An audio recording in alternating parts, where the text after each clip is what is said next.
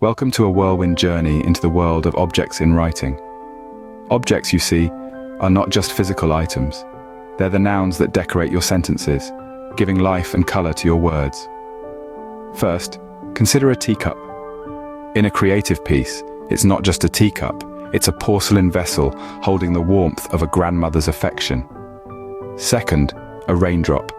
In factual writing, it's a sphere of water precipitated from a cloud, a product of the water cycle. Third, we have a diary.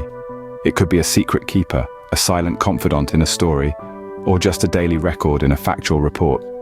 Fourth, a violin. A symphony of emotions in fiction, or a wooden string instrument in an encyclopedia.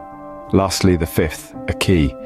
It's the unlocker of forbidden secrets in a novel, or a simple metal device in a manual. Objects are more than meets the eye. They're the stars that twinkle in the sky of your text, giving depth to your creations. So, go ahead, infuse life into your objects and see your writing transform. Remember, every like, share and subscribe helps us bring more such insights to you. So, don't forget to hit those buttons. Until next time, keep writing, keep exploring,